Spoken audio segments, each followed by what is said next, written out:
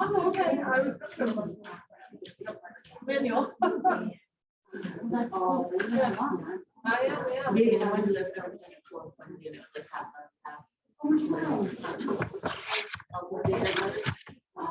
Yeah, what was on my, but yeah, like so I'm comfortable with the public connection thing. But yeah, some people aren't. I hate it. I mean, when you're in school, it's kind of like, okay. Now I like that they're not, there were people that are, this is a Notre Dame, like, I love them. But I hated them. But they're just really.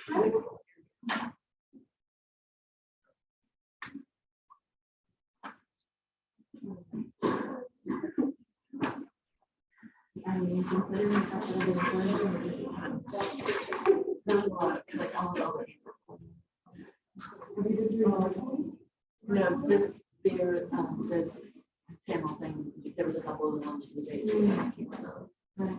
No, but just in general for recruiting. Oh, I don't really do them. I do individual recruiting.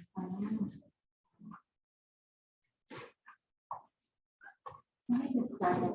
I just want to run through a couple of slides and we'll start questions. Some of them might be repetitive. Yeah, that's good because I have my answer. Perfect. Awesome. Actually, okay, I think we will get started. I know some folks are still coming in. So I just wanted to run through a couple of things about internships before we start with our panelists. So this week and next week, we'll be focusing on creating a plan, part of our career development. And this is just a little brief introduction to the timeline of internships. So you'll want to begin your search a full semester before you actually do the internship. So you're going to want to meet with your career advisor, make an appointment with them, go over your documents, resume, cover letter, and then make a plan to start searching and applying through different job boards and whatever strategy you and your career advisor create together. Just a couple things to remember. So right now is a good time to be applying to summer internships. If you want to do something for fall, March is a good time to start looking. And then for spring, it would be October, November. So just something to keep in mind. But also chat with your faculty advisor to see what your major internship requirements are. And you usually will take that major class for the internship credit with your internship. Okay, that's all I have to say. So with that being said, we have a great group of panelists here today to offer you a little bit of insight on the recruitment process and answer some of the questions you submitted for that assignment.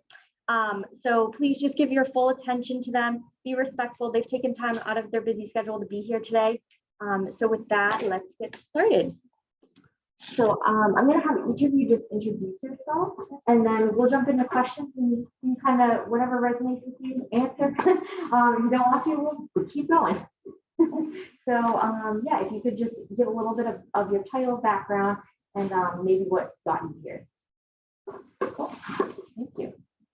Good morning, everyone. Hi, I'm Nicole Marks. I am representing Elliott Community Human Services.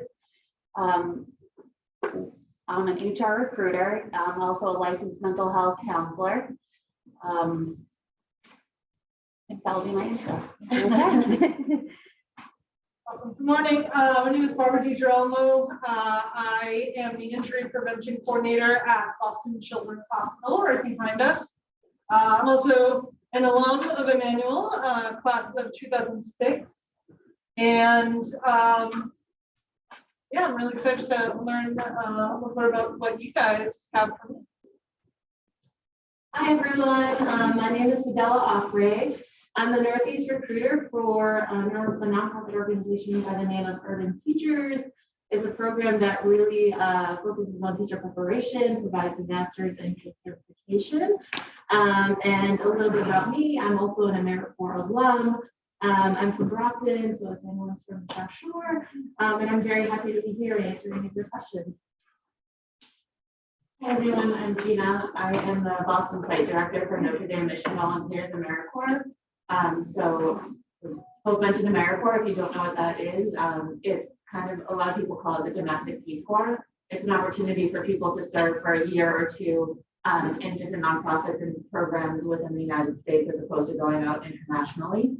And there's various benefits, and I could talk about it all day, so I won't. So my personal background is I have my bachelor's in sociology from UMass Amherst. I have a master's in public administration from NYU, and have a graduate certificate in diversity and inclusion from Cornell. And I've been in this current position for about 6 years, but I've worked in various nonprofits, both within and outside the United States, for about 20 years. Thank you all. So if you can each walk us through the recruiting cycle a little bit for hiring interns from posting your positions to the onboarding process, that would be great. Okay, I'll start. So a great resource is the Elliott Community Human Services website. That's got everything on there that you guys want to find for entry-level jobs, for internships.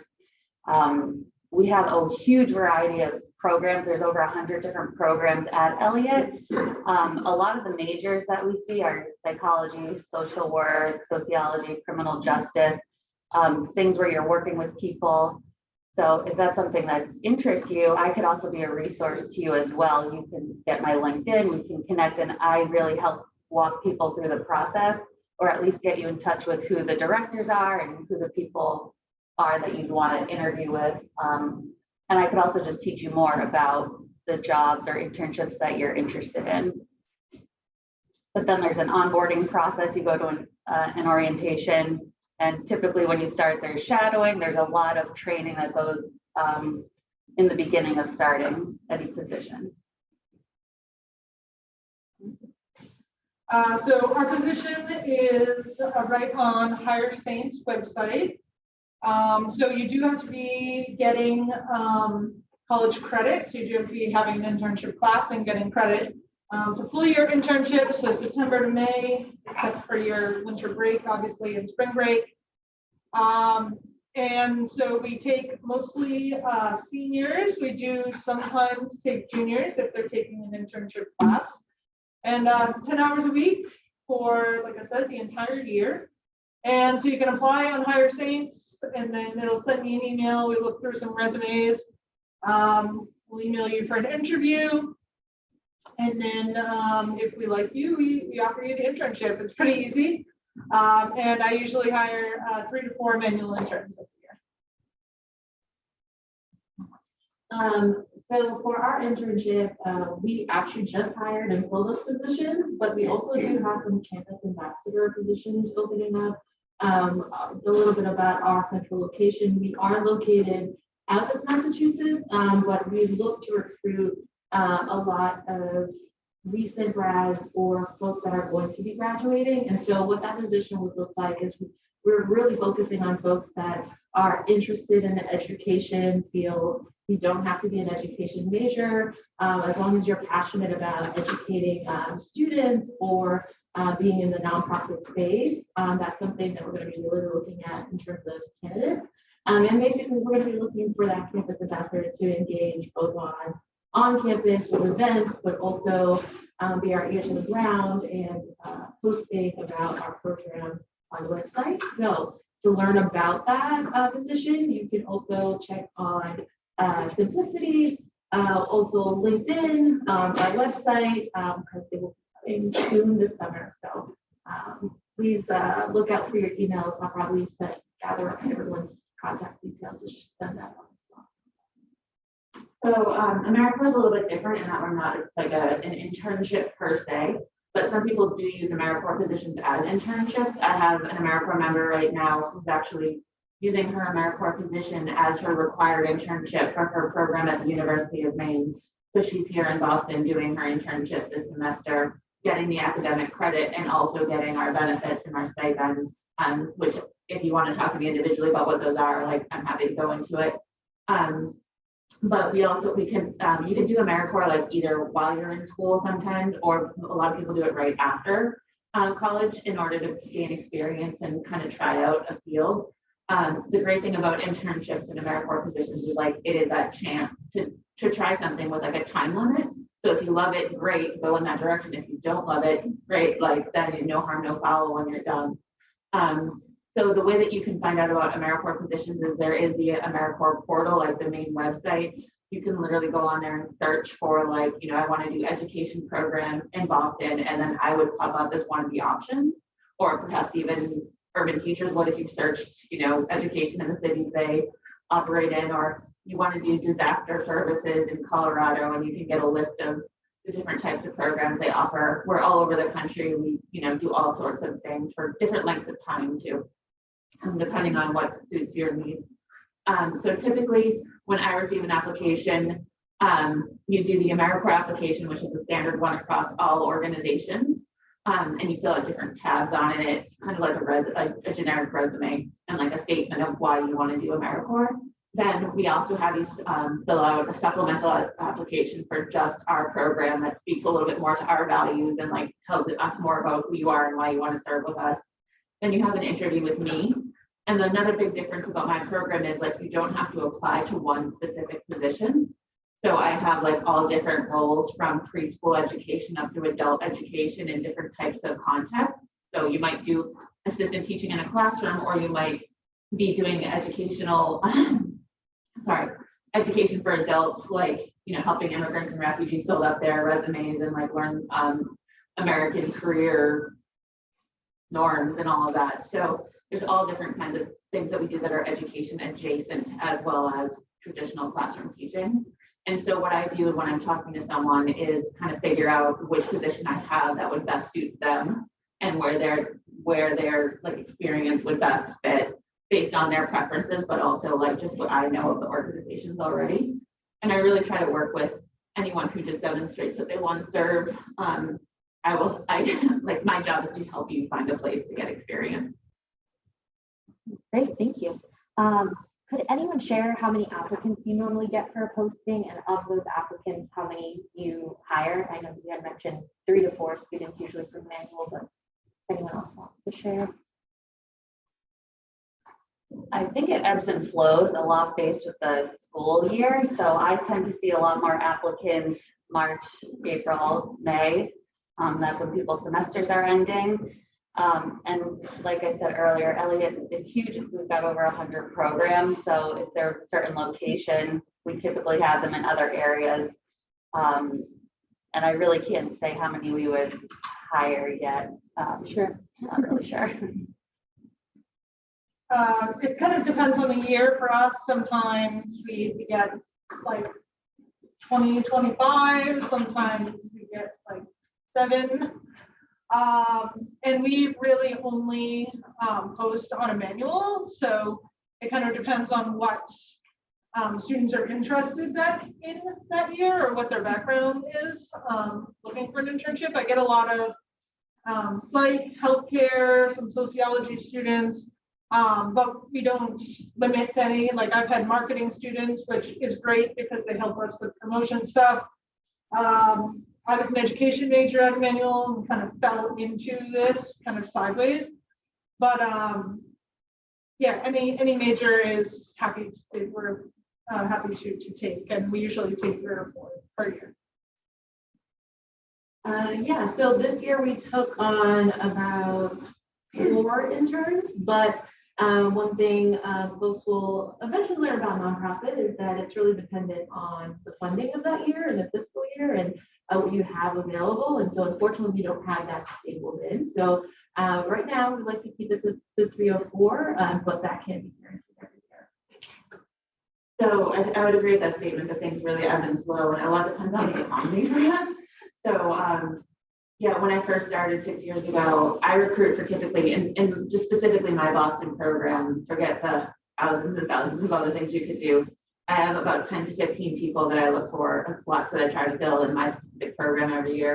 When I first started, got probably 100 applications. And then, you know, over the years, it's actually gone down a little bit for a lot of reasons. And so now I probably get like 30-ish applications. And so I think in the last panel I was in, someone mentioned the term, it's a buyer's market right now. So feel good in that, like when you're searching for internships and stuff, like we need help in especially like nonprofit organizations. And so if you as the applicant are probably going to have a lot more choice than in other times when it's not so much of a buyer's market in the field right now. Okay, thank you. Let's see. When you're screening applicants, besides past work experience, are there other aspects that you'll take into consideration of a person's background? Okay, so if you're going for an entry level or an internship, we know this is sort of new to you and you're looking to gain experience. I think something at Elliott, what we're really looking for is openness, really wanting to learn, open to supervision and getting feedback, along with somebody who's reliable, who you can depend on, because you are working with people who are really depending on you, who are really counting on you. Yeah, so we like to see that you're doing stuff and being active. So whether that's like doing volunteer work or being part of organizations at a manual, being on some type of sport and manual, not that you have to be, but just that you kind of have a well-rounded resume.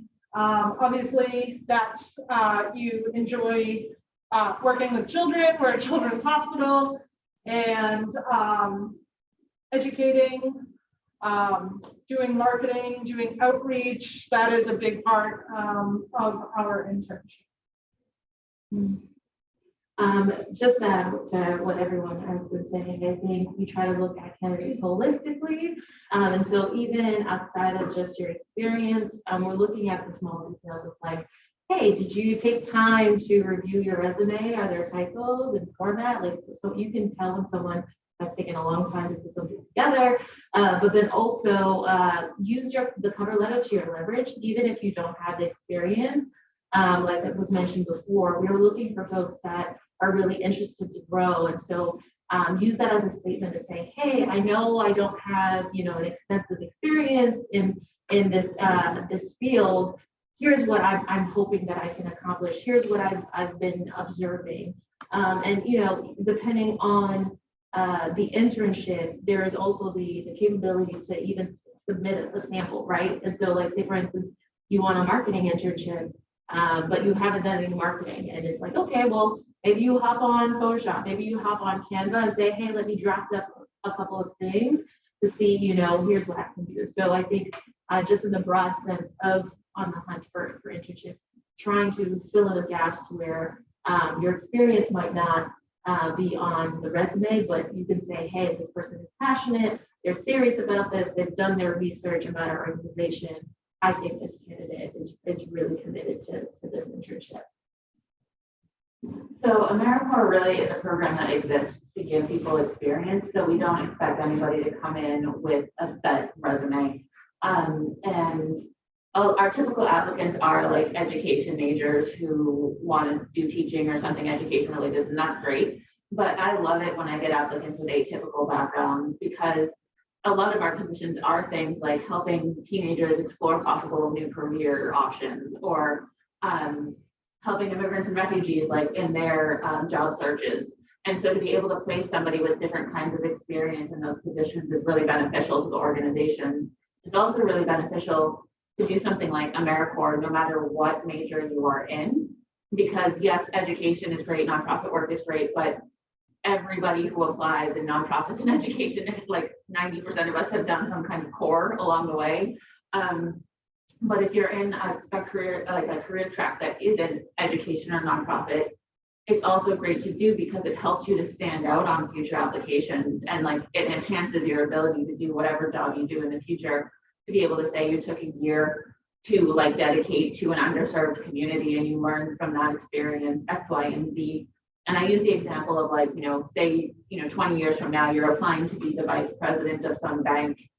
Every other applicant is going to have a similar background to you, similar degree, similar experience.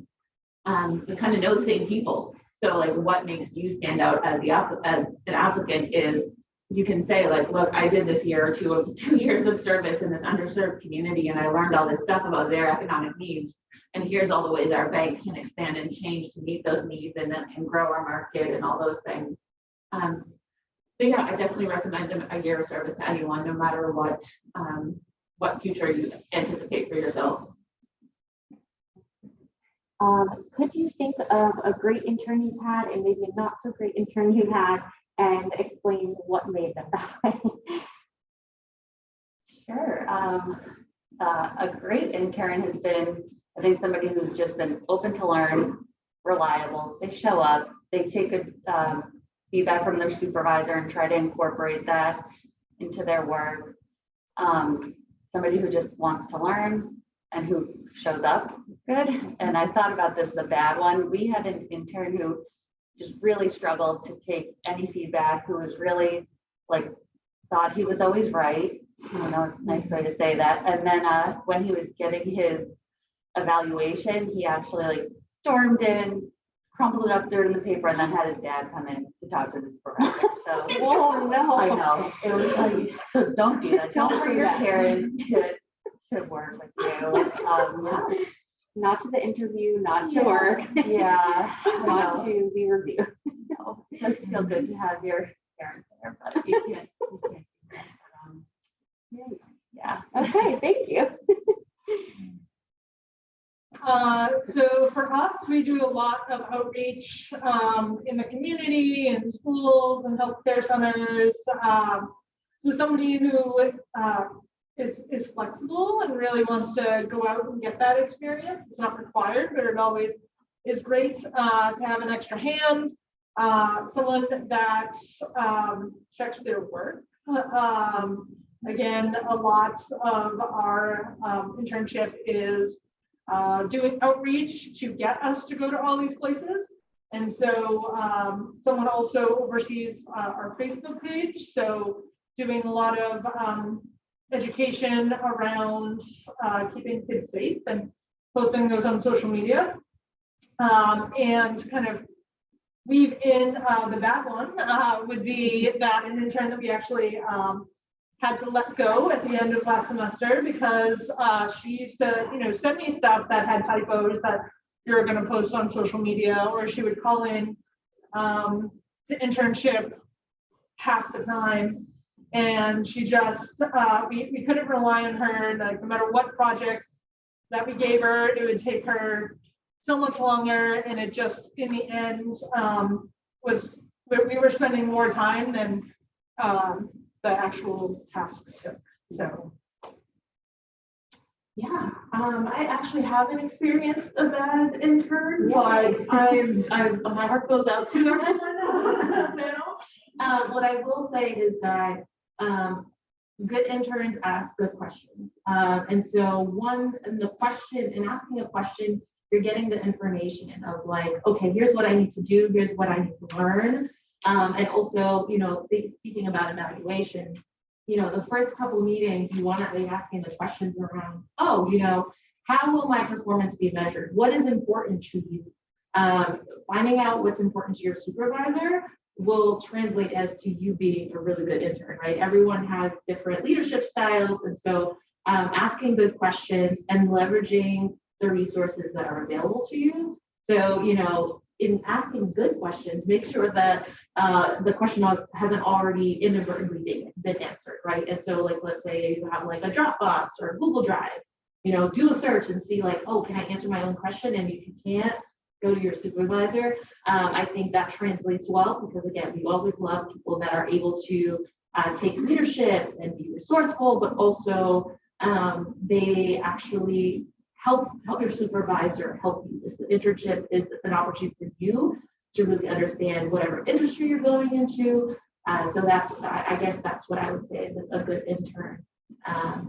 And I would say a bad habit is not asking or not sharing with your supervisor that you don't know how to do something, because then there's that built expectation, and when you can't meet that expectation, that's where a lot of friction comes in. Yeah, I have a lot. I mean, with AmeriCorps programs, I don't expect people to come in with like a lot of that like it's okay to have less professional skills, I guess, in a lot of ways. And it's important that I know that before I place you somewhere, because that way I can place you in a place that can handle that. So, I mean, I have had people across the gamut of professional skills. And so, I mean, yeah, just have, I mean, the good interns, good volunteers, good staff, no matter what you're hiring for, is people who take initiative, but not like, one of the mistakes that I see new staff people make, or young people make, honestly, is coming into an organization and just thinking they know better than everybody else who's there, and trying like taking initiative, but like understand you're learning, and it's like you're young and you have to learn from these people who know what they're doing. You're probably not saying anything they haven't heard before, or thinking of anything they haven't tried before. If you definitely can bring something to the table, like, you know, a lot of younger people understand technology better than older folks. But there's a way to present your ideas and stuff in a way that isn't like condescending to people who already work there and have multitudes of experience. So yeah, I have seen that in a lot of different workplaces. So just like understanding your role, being open to learn, and like understanding how to, or trying to like present your ideas in a way that doesn't make you sound like you feel like you're too good to be there or something like that, is good. What are some common mistakes that you see during the interview process? I would say like people who don't show up or who don't communicate, that's big, and you're kind of just gonna lose your shot, I think, if that's your first impression. Like the first impression is pretty important. I don't know, because I'll pass that one down. Just show up at least, or being communicative. I would say not being able to answer a question. I mean, we ask fairly basic questions. And a big one being like, why do you want this internship? And if you don't have an answer as to why you want this internship, and it's kind of like, because I need it to graduate, usually is like not gonna get you very far, at least in our program. I think I would just piggyback on like just showing up. I feel like in the pandemic, we're all in the pandemic. It's been tough.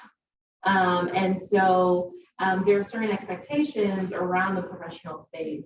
And so, you know, some of them, they have their reasons, and some of them we're not too sure, and there's room to grow. But nonetheless, you know, there are certain things, expectations that need to be met. And so, especially if it's virtual, take it just as seriously if it was in person. Turn off your phones, make sure you're in a place with no distractions. Actually, you know, you don't have to be super dressed up, but, you know, just, you know, put something that says, hey, like, I'm not, you know, in my pajamas. And so, you know, really focusing and showing up, because what you'll learn is that, you know, Boston and just the professional world is very small. And so no one likes to be ghosted, both personal and it's also professional. And so if you're no longer interested, say you're no longer interested, that will be respected a lot more than, you know, not showing up, scheduling the interview, and then all of a sudden you're like, yeah, never respond. And so if you are going to be late, if there are, just communicate. Maybe communication is key. Most people are understanding, but yeah, no, just being able to say like, hey, like, I'm taking this seriously. That's what communicates us taking it seriously: communication and presentation. Yeah, to piggyback on that a little bit, one thing that I've seen a lot, and again, both in hiring for AmeriCorps or people, for staff people in other organizations, you're applying to jobs, you should have a working phone. And I know, like, you know, younger people aren't as into the phone, and I don't even like the phone. And then, like, sometimes it's an economic thing, you can't afford a phone right now, but if you are in the process of applying to jobs, you need to find a way to get a functioning phone with a voicemail that is not full. I have called so many people, and like, it either said this number doesn't exist, or like, you can't leave a message. So you obviously don't really want a job if I can't leave a message to tell you have an interview. So yeah, just be aware of that on a side note. But I would also say something that I've seen over my years of experience too is not just like when when you're applying as a new applicant, like, you're going into something with a fresh face, making your first impression. But when you're an internal applicant to an organization, people often don't take that as seriously or do things like dress professionally for their interview or answer their interview questions fully because they assume the person they're talking to knows them and they know what they're capable of and they know their skills, so they'll just get the job. And so they don't dress up. They just have to answer the interview questions and they're like, well, whatever. And then they don't get the job. So when you're an internal applicant, be it like you used to volunteer somewhere and now you're applying for an internship, or you're an intern and now you're applying for a staff position, make sure you treat that application even more seriously than you would as an external applicant, because you want to be able to show that you're going to deserve that promotion or that new role in the organization and that you shouldn't just be what you were before. And it also helps in terms of workplace politics, because whenever you are an internal applicant, there's always going to be someone in the background who's like, they don't deserve it, or I should have gotten that job, right? So when you take it seriously and show up and be your most professional self, that is you being able to also say well, I took it seriously and you didn't, or, I was just the better candidate for the job, and they can't come back and say well, you didn't do X, Y, and Z and all of that. And just to add one more thing, politically, I'm not too sure if I agree with this, but always send a thank you email after. I've been in rooms where folks were like, well, they didn't send a thank you email, so we're not following up with them. But they were a great candidate. And, we understand you're busy, but again, schedule it, a week or in advance. You can schedule your emails to go at a specific time. You don't forget, and it's one less thing you have to do. It goes a long way, believe it or not. I was in this similar panel on Tuesday with a couple of other classes. And personally, I don't care about the thank you email. I've never even understood. I don't send them when I've applied to jobs. And now I'm like, did I not get jobs because I didn't send a thank you email? Because that's insane to me. And I've never cared about them. But every other person on the panel was like, you must send the thank you email or we won't hire you. And I was like, what? So do it. Better to than not. But I would also add to that, because I think it's weird, I would also say if you can add something personal to it, that helps. So rather than just saying thank you, staff person, for doing your job and interviewing me, to say here's an article that I mentioned, here's something I wanted to clarify that I said. Don't rehash the interview, because I've had somebody do that too, send me an 8-paragraph, here's all the things I wish I said, and no. But I want to clarify a statement, I want to follow up about something that we mentioned, or say your dog was really cute and I appreciated seeing him in the interview on Zoom. That makes it better than just someone once told me in a job panel to send a thank you. So here you go. No, exactly. And I think that speaks to also every recruiter is different. Some folks are not going to take the time to read your entire cover letter. They might not even look at it, but it's better to submit that and, have done that. But also adding that personal touch. So we talked about, in the interview, asking questions, and maybe one of those questions is, what do you love about this company or this position, this job? Mentioning that when you circle back to thank them is going to show you paying attention, you actually listened. So those little personal touches do speak volumes. But for sure, I think the whole process is kind of weird, and there's definitely professional and unprofessional things on both sides, but do it to be safe, and it could play in. So thank you. That actually kind of leads into my next question, which was what should students be doing when they follow up? So both in terms of the thank you, which you touched upon a little bit, but also maybe if they're not hearing back, or the timeline, things like that. So for me, I recommend people, and what I do in my history of applying to jobs, the last question you ask, because there's always, do you have any questions? And A, have questions. But B, the last question you ask, if they haven't told you already, is what is the next steps of this process and when should I expect to hear back from you?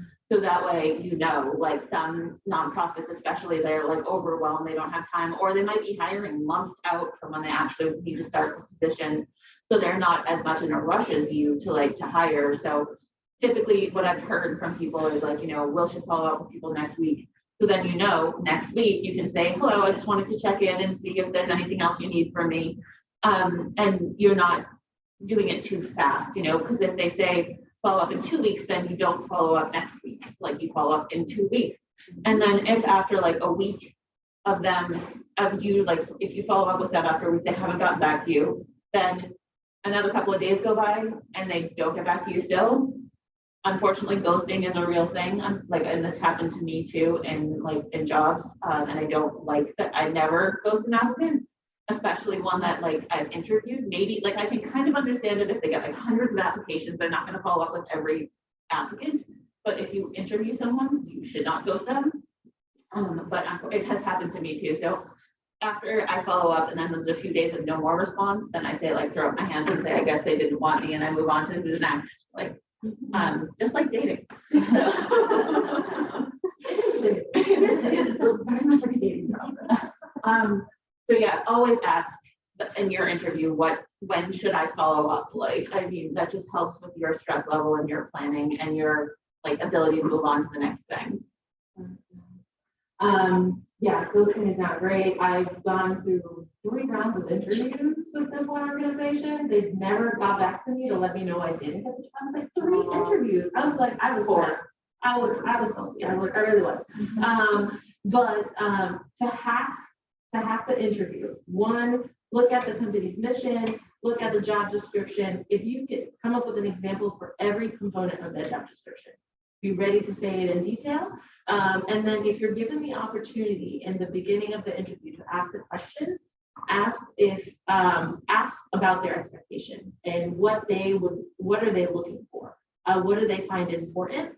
So that way you can use that as an opportunity to shift your answers. So if they say, I really appreciate someone that takes initiative.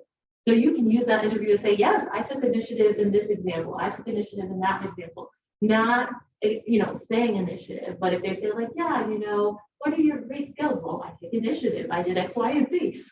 It helps you know and respond to what they're looking for. And so in addition to that, and why that's important, if you're applying to a small organization and they might not have a lot of applicants coming in, one, it's a lot more impressionable. But if you are applying to a big organization that has a high volume of applicants, you want to make sure your name is coming up and standing out. So that's really beyond just the personal, but also visual, so that you're not getting lost in the sauce. So what else would you do at for an interview? Yeah, asking good questions of like, that show that you've done your research about that organization, and sprinkle some compliments in there, right? Saying, hey, I love that you just launched this new, DI initiative. How is that going? It shows that you're invested. We're looking for folks that are invested and that are going to be showing up for our organization. Yeah, I would totally agree to make sure you look at the company's website. We're a very small program. And so personally, as far as getting back to people, I always say either, we're gonna finish interviewing in the next week or 2 and we're gonna make our decisions. You're gonna hear from me either way, because I don't have 100 applicants. So it'd be lovely if I did, although it would probably be overwhelmed. But so ours is a pretty quick turnaround. But if they know nothing about the program or what we do, then or I've had an interviewer ask what is injury prevention? We are applying for an injury prevention internship, so to just look on our page, and it's also kind of in the words for preventing injury, right? So things like that are kind of red flags on our end. I had a similar experience working with the U.S. Refugee Resettlement Program. That was literally our name and a person at the end of the interview. So are refugees people from war-torn countries? Yeah. Next. If you're applying to a job, yeah, don't ask basic questions. But to be fair, there are some things that mean different. So say for instance, an organization says that there are, they're anti-racist. Say, hey, what does anti-racist mean for you? Not what is anti-racism. So it's what kind of candidates are, or what kind of refugees do you have? So really framing it in a way that really focuses on like, yes, I've done my homework, but I just want to make sure I'm understanding what you're. Yeah, that's a great question, because then you show that you understand the levels of complexity of what they're doing. Anyone else? Okay. All right, perfect. Yeah, and I would just add, so don't be asking questions that are figure outable if you did your research, if you read the job description, though that just makes it feel like you're asking questions to ask questions. I am wondering, do you consider GPA when looking at applicants? This is a big, I feel like a lot of students do say like, should I have my GPA on my resume? And we see it a lot. So I know some places do it, but for you guys.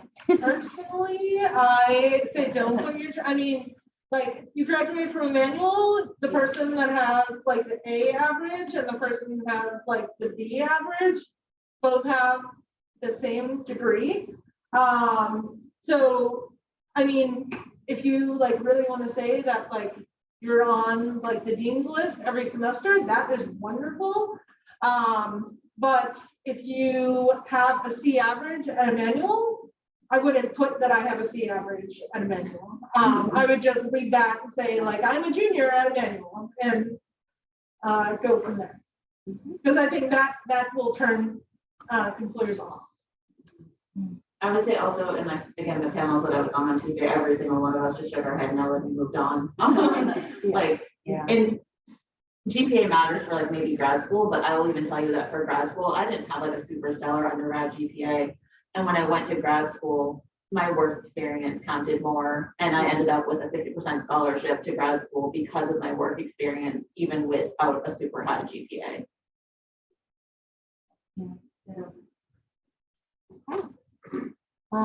So I'm going to get into a couple of student questions that we had submitted. We had a lot of questions on like, what should you wear to an interview? Look good. Don't dress down. Don't wear holey jeans. Don't. And you guys made a good point about the virtual. Like, be prepared. Wash your face. Like, drink your coffee. You know, be awake. But it always is nice to look. If you go over dressy or over nice, I think that's appreciated rather than underdressed. We had a guy show up in a really nice suit, and when he left the office, everyone was like, "Damn, did you see that guy? He looked great." You know, it was way more dressy than what we do, going to people's homes, like community outreach work, but he made a great impression, and that stood with all of us when he left. You look great, you feel great. Yeah. I would also say that like people tend to like in the United States, like, you know, we have sort of this like idea of professional dress, and I would say it's okay. Like, you want to work in a place where you feel comfortable, right? So if you don't want to dress in that like corporate style of way, that's something to look into when you're doing the interviews and asking that kind of stuff. Like, when you're doing the interviews, you're not just like selling yourself to us, but like you should also be finding out about like us and if we're the right place for you to be and all of that. So you have to think about the interview as like a two-way street. And if you're not going to be able to dress in a way in that place that you feel comfortable, then you probably don't want to work there. And that's not to say that like, you know, you should be able to just show up in your pajamas, because no. But like if you, for example, are a person who identifies as like non-binary or genderqueer or whatever, and you don't dress in the clothes that match your biological sex, and you think that's going to be like weird in the workplace, well, probably don't want to work there. And like, I think you should be able to do those things, you know, or you should be able to wear clothing that matches your ethnicity without feeling like you stand out, and or like people are going to be like, ooh, look at that fancy cloth or whatever. So yeah, like look for that kind of, those kind of cues when you do the interview. And if you're virtual or something, ask those questions about like, what's the standard of dress in your office, and think about whether or not that's the kind of culture you want to be part of. And the note too on the interview thing too, on the Zoom interview, think about your background. Because I get caught up in looking at people's backgrounds. If like, you know, you're facing into someone's room, I'm like, oh, look at the books on their shelf, and like, and I'm not listening to what they're saying. And so have like a simple background. And I also feel really uncomfortable if I'm like in someone's bedroom interviewing them. So like, even if you have to be in your bedroom, like try to angle the computer away from your bed. Just try to make it like a generic, non-distracting background. Just don't worry, that's my stance on that. Oh, also don't take the call in the car. That's not it either. Yeah. And also be ready to be on camera. No one that's interviewed wants to have a conversation on Zoom, just audio, or else it would have been a phone call. And so, yeah, no, I think I think it's the psychology of it. It's more so of like, hey, like, how am I going to get these people to notice me in a way of like, yeah, look nice, whatever that means for you, look nice, look appropriate to the culture of that organization. So that way they're like, wow, like this person is really invested. Whether or not you believe in that type of dynamic, again, really considering like, is this organization that I want to be a part of? And just so you all know, the Career Center does offer spaces, like you can use our offices if you need a spot to interview. We have plenty of students reach out. Just, try to do that ahead of time so we can plan it and have a space for you. But usually at least one office is available. And if not, we'll find a space for you. I know it's not always great interviewing in dorms. So, and recruiters do not want to see what's going on there. So thank you. How much relevant experience should be on students' resumes when applying to internships or jobs relevant to their major or career? Keep it to 1 page. Unless you have 10 plus years of experience, no one wants to see multiple. Yeah, thank you. I think we're expecting people who don't have much experience, but if you're in retail, babysitting, serving, like those are all things that can be translated into human services and working with people. So it is nice to see what you guys have done, even if it's not related necessarily to social services or mental health yet. And just to add to that, like you said, like any experience is relevant. So, in recruiting aspiring teachers, we're not actually looking for people that like have had 3-4 years of experience in the classroom. It's nice if it does happen. And so thinking about like, looking at that job description and saying like, here are some examples of me being able to do that. Like, oh, they're looking for people that take initiative. I did babysitting in my neighborhood. I started my own little, organization off the books, and this is what I was able to do, or this amount of hours babysitting, and that's translating to, oh, this person has engagement with you, but it's not teaching, right? And so always be looking for ways to transfer the skills that they're asking for in the job description.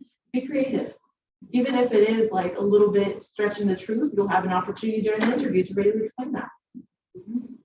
Yeah, as I mentioned before, in AmeriCorps, we're looking for people with all kinds of experience. You don't need any experience really to do AmeriCorps. I mean, I can't put you into all of our positions if you have no experience, but we really want to help people gain the experience that they want to have. And so we work with people to try to find a position that they can do where they can help and serve people, but also gain professional skills. And you can do AmeriCorps programs all the way from 18. All you need is to be 18 and have a high school diploma. So we have positions across the gamut.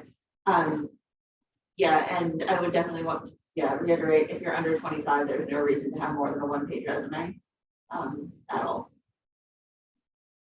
Also to add, sometimes I feel like, sometimes we have some really talented candidates that don't list out like their software or platform experience. And that might be related to the job, or if they know a language to some extent.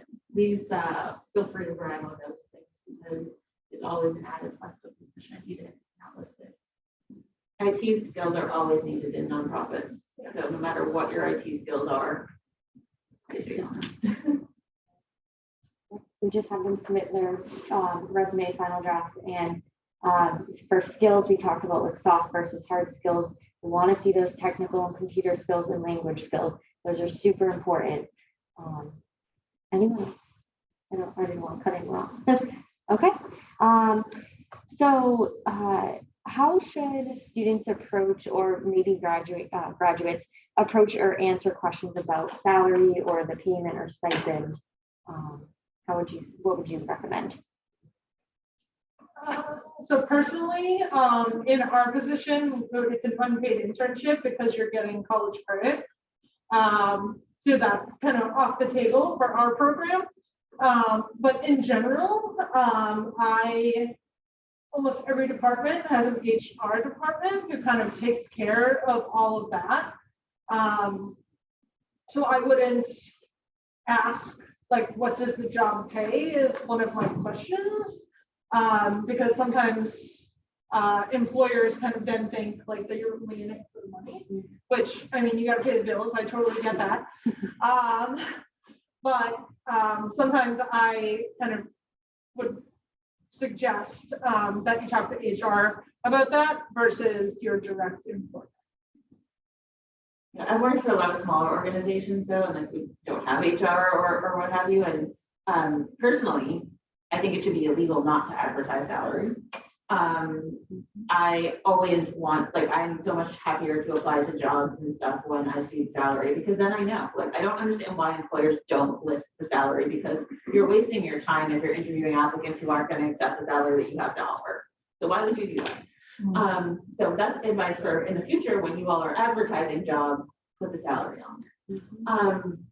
But yeah, I mean, personally, I just ask. With AmeriCorps, you get a set stipend, and then actually the stipend is different across some programs, and so I have no issue with telling people what our stipend is and what our benefits are and all of that. Like, and they're standard no matter who you are or what position you're doing, so that's a little bit easier. But yeah, no, salary negotiations is awkward and hard, and that's a great skill that you should practice with the Career Center.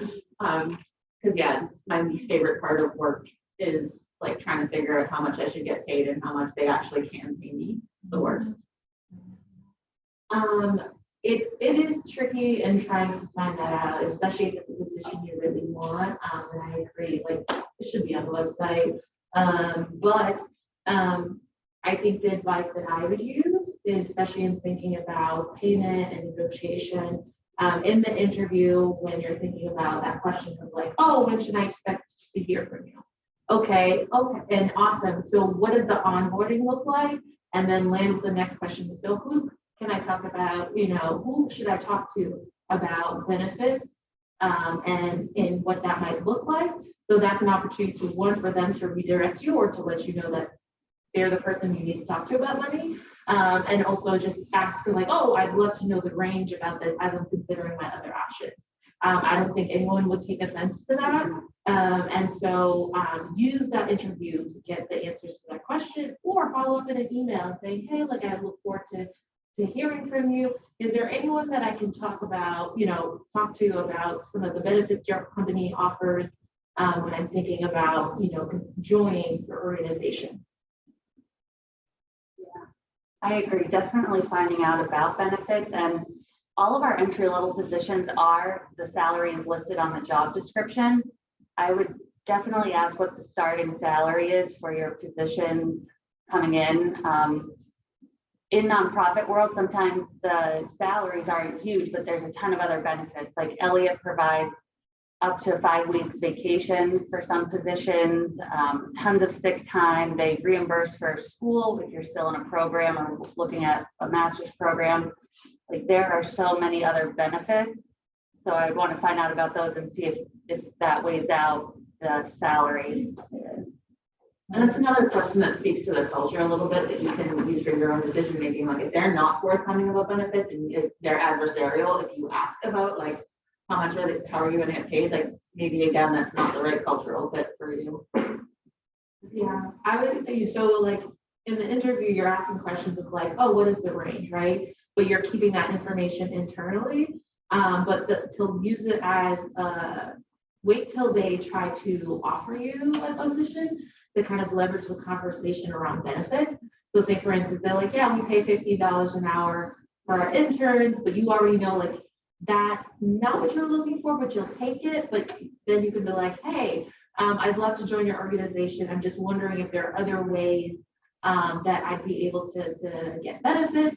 So, thinking about what other values do you have in terms of benefits? Like, do you want days off or do you want flexible time? And then open that conversation around like, yeah, like this is what I'd like to do if that's possible. Also do your research, know what the going rate is for that organization, but then also know your parameters, right? Because if it's an organization that has a high volume of candidates and you really want it and you know that it's okay what they're paying you, don't go back and forth, right? Because that's an opportunity for you to get that experience that you're really looking forward to. Don't try to press people for more money if you know that position is a high value and they're compensating you fairly. I know this is something we don't cover in the class, salary and negotiation. We do presentations on it, and you can also come in and meet with us and chat about, just preparing for that conversation when you do start to apply to full-time roles, but even just bringing it up. Normally, and the hope is that most recruiters or employers will tell you what it is at some point, but if it is a question of like salary negotiation, benefit negotiation, you do wait until the offer or at least like a final interview to ask those, which again, it is kind of like weird. You should know the salary, but that's just the way it goes. You don't want them to think it is all about the money. So there's like a good balance there. Thank you all. You know what? I think I'm going to open it up to any questions from students that I know you submitted some. We went over some, but if you want to ask any right now, you're welcome to.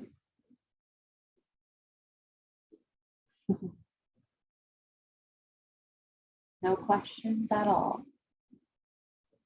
Yes. I'm sorry, I forgot your name. Is either of your like internships offer like student teaching as like an internship, like as like for education majors who have to do some teaching and that? I have to look into that. For our program, we're really focused on folks that are ready to take on their masters. The other caveat is that we're not Boston based, so we have sites in Philly, DC, Baltimore, and Texas, and so it might be a little bit tricky, but I'm willing to follow up on that. Just a reminder, my name is Adela, and what was your name? Mackenzie. Mackenzie, yeah, I'll look into that and follow up with you and see if there's any on site. So moving to Johnson this summer, maybe. I'll look into it. Yeah, there are definitely AmeriCorps programs that offer like credits and things like, I don't know of any positions specifically that they have discounts for student teaching, but most of our classroom-based positions, if you're not the sole teacher, like we don't expect that. So you're usually an assistant teacher or like have somebody in a co-classroom or something. So a lot of times, like this woman I just mentioned who is doing her internship for the University of Maine, like she just found the position and was like, this will work, so she made it work and got the permission from her, like, like the paperwork all signed off from her school. So it's definitely something that could be done that way.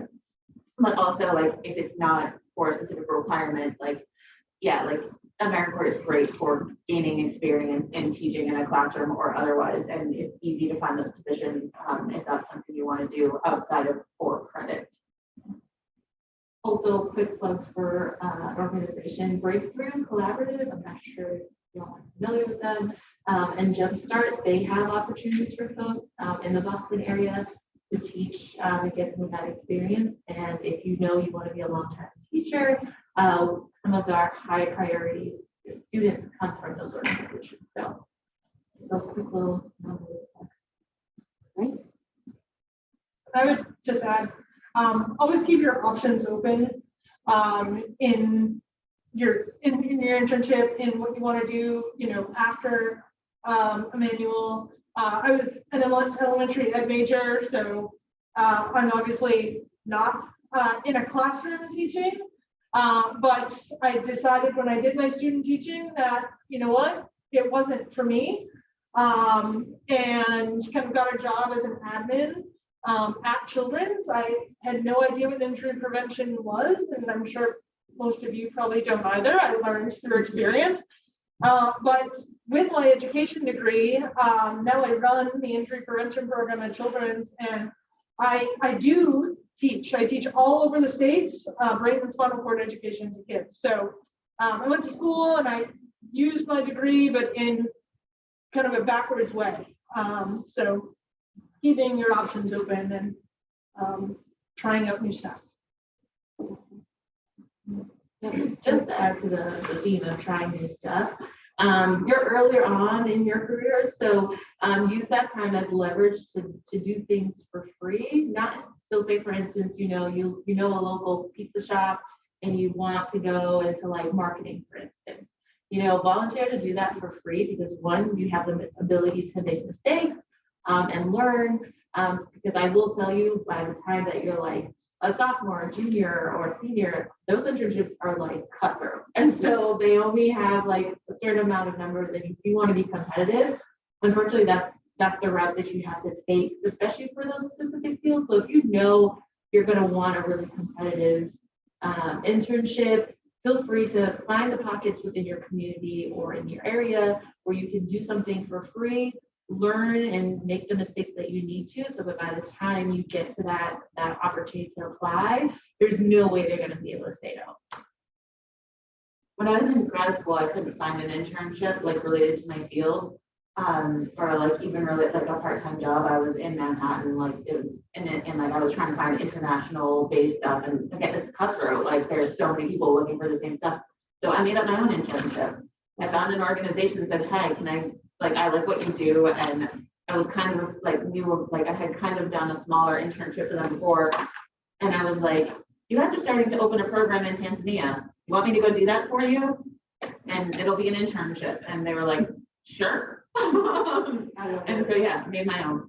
Don't pigeonhole yourself. I love to make your own internship. Yeah, nonprofits will pay. You want to do work for us for free? Let's do it for free. Is like key. Sure, I will call you my intern.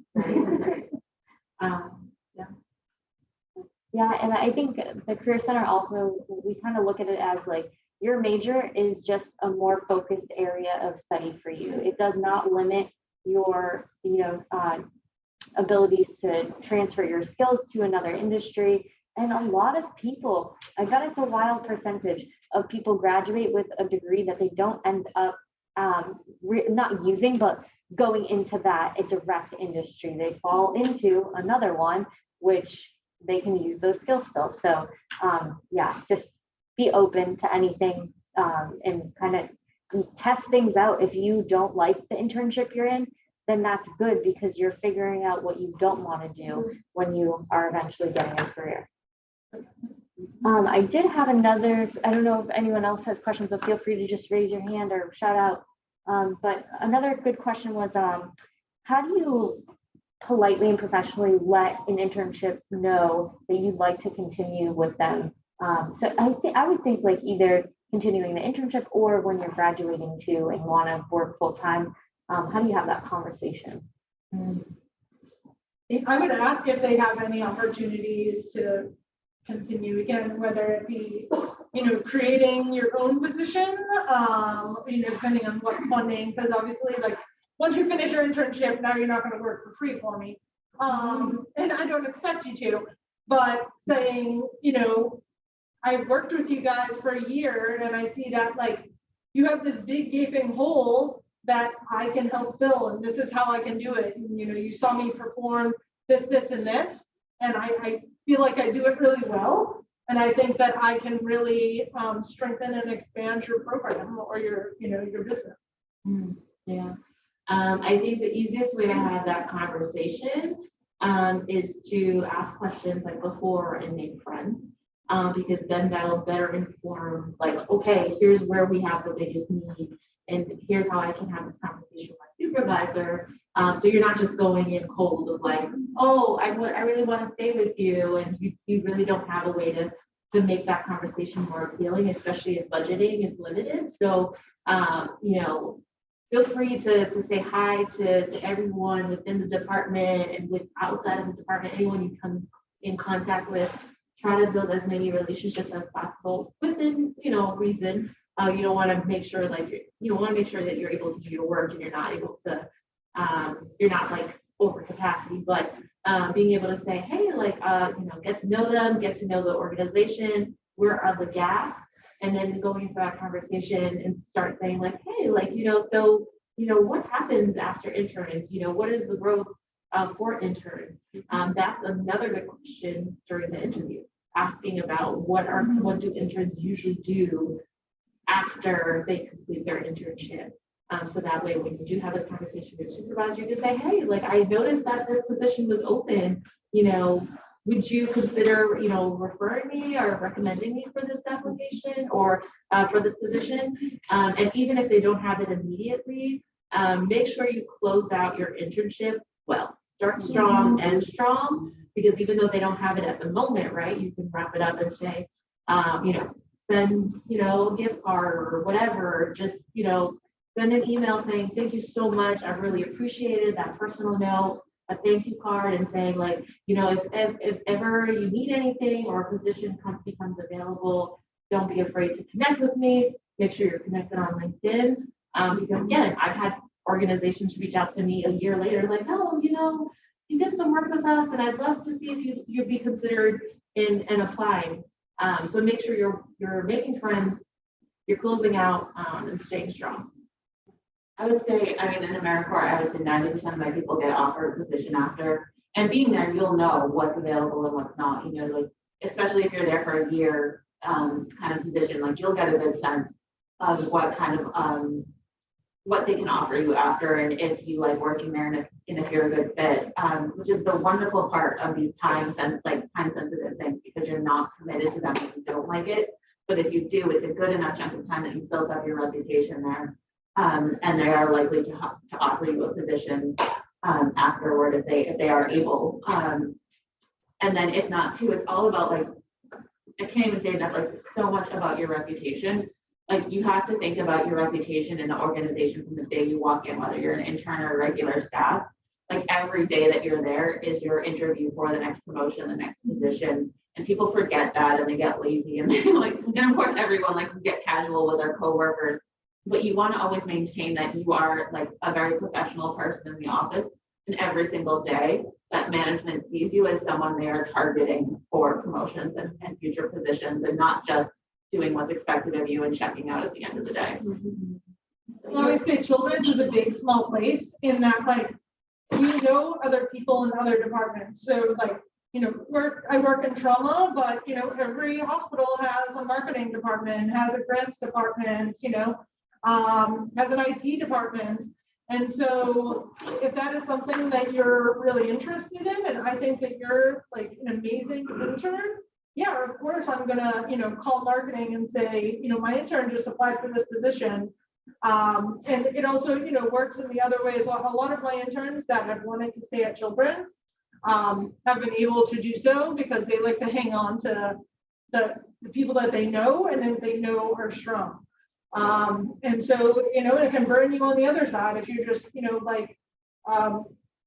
clocking in and clocking out and doing it because you have to do it to graduate. But then, you find a position and they see on your resume that, you've worked with me, they're going to call me and just say like, hey, I heard that this person was hurt, what do you think? And, I don't try to talk bad about people, but I'm like, and then that enough is just kind of like telltale. So. Yes, 1,000% that. Okay, I have like 2 questions. One is, you recommend having you recommend having a LinkedIn profile just ready for whatever internship? Absolutely. Everyone is Googling you. I promise you. Everyone is Googling you to see is this person who they say they are? What else are, and it's not to say they're looking to fish you out, but it was what else are they involved in?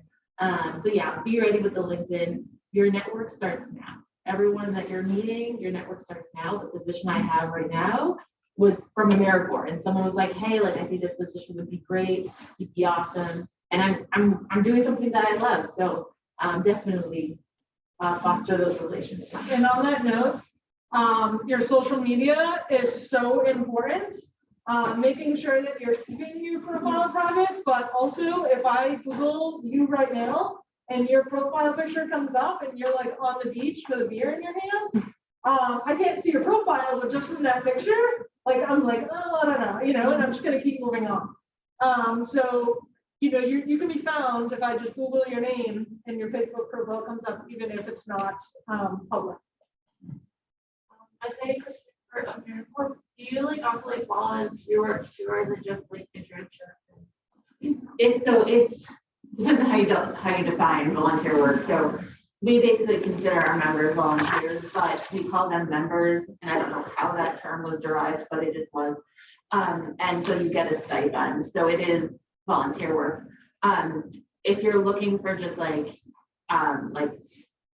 we're full time. So basically, yeah, you have to serve 40 hours a week. I do have a couple of like part-time positions. Sometimes you can get part-time positions. So I have like a person working right now in East Boston at the school there who just helps with their after-school program. But typically people see AmeriCorps as full-time experience. But there's 8 billion organizations in Boston where you can build volunteer experience. Like one of the schools we serve at actually is Mission Grammar, that's just over this way. And I know a lot of Emmanuel students volunteer there. Yeah. And then when it comes around time for recruitment season for AmeriCorps, they will say to their volunteers, like, we think you should be an AmeriCorps member here, and offer them that position. Yeah.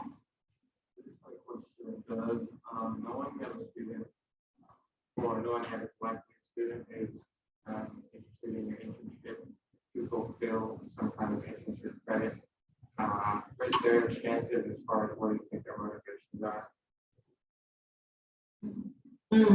I would say no, not if, as long as you're doing everything that we ask you to, and that you're not like, that your attitude is there. I think attitude, it like goes a long way. I mean, I don't expect you to, be me 2.0 at all, or even like anything that I do. But again, I don't want it to be hard throughout the year for both of us. And if you're applying to an internship in the field that you're like, schools require internships. So if you're in the field and like that's what you're interested in, that's just like they're hand in hand. Like you're gonna want to get an internship in the field that your school is in. So yeah, It's case by case. Bias does exist, right? And so like something that might not be important to me, like, hey, you want to know how much this makes? Yeah, you deserve to be paid. And someone else might say like, oh no, that person is only interested about it. Like everyone has their own perspective. My advice to you is focus on at the task at hand, right? So if you're at an organization, focus on the organization, focus on what they're doing, be a part of it, be engaged, have the attitude that's necessary, that's saying that I'm showing up, I care about my work, even if it is just for the credit class, because if it is just for the credit class, you can tell someone's showing up late, they're not really engaged, they're not taking care of the work, they're not receiving feedback well, that translates like, oh, like this person doesn't care. So again, show up, be present, take your work seriously, and I think no one will fault you for just being there for the credit work. Yeah. If you don't tell me or show me that you're only there for credit, I will never know. What are your opinions on like underclassmen being interns? Because a lot of you mentioned graduating students or seniors as interns. So yeah, for us, you have to be getting credit in class to be an intern. So for us, like I've had a sophomore, but she had a petition to Emmanuel to allow her to get credit to do it. So I mean, if you want to do that back work and you're really interested, we don't say we're only hiring juniors or seniors. It's just that is kind of how it has worked out in the past because of school scheduling. I think it depends on the position, because again, like I know certain positions, they're like, yeah, we want a certain amount of credit or coursework to be done because eventually, it translates as more experience, more polished or whatnot.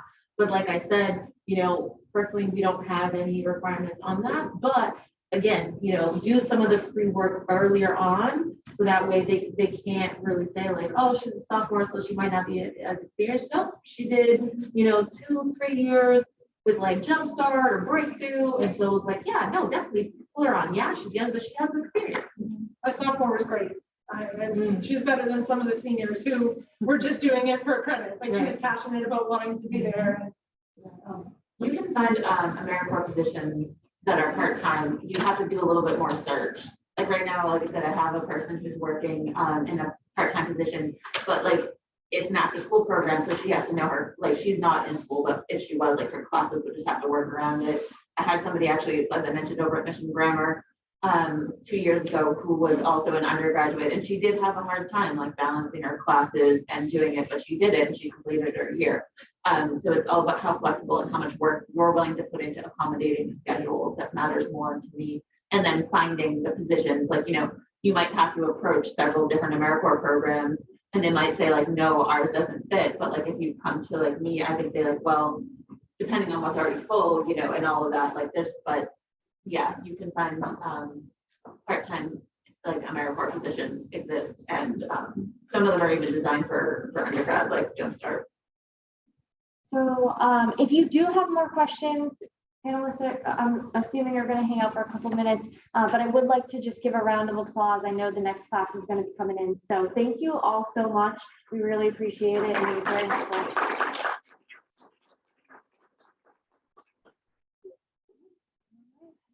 Thank you.